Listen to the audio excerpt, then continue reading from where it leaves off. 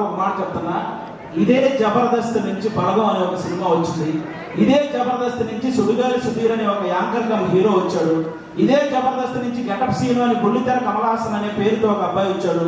ఇదే జబర్దస్త్ నుంచి చమ్మక్ చంద్ర, ధనాదన్ ధనరాజ్, చలాకీ చంటి, శకలక శంకర్, ఆటో రాంప్రసాద్, ఐపరాది, ఐదరే అభి, ఇలా అందరూ ఇలాంటి కమెడియన్స్ ఎంతో మంది వచ్చారు.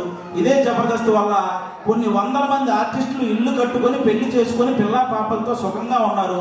ఇదే జబర్దస్త్ వల్ల కొన్ని వందల మంది టెక్నీషియన్లు 3 కోట్ల వాళ్ళ ఫ్యామిలీకి ముద్ద పెడుతున్నారు.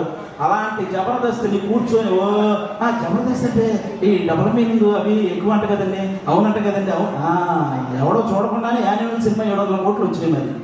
మరి ఏమో మరి చేసేవేమో గుడియాలకు నాశనం పనులు, చెప్పేవేమో స్వామి వివేకానంద అన్నమాట. ఎందుకురా బాబు, ఈ జబర్దస్త్ దాని మీద పడి ఏడ్చే వాళ్ళందరికీ ఒకటే చెప్తున్నా, ఇంత చెప్పా కూడా మేము జబర్దస్త్ని ఇలాగే అంటాము అని మీరు అంటారా?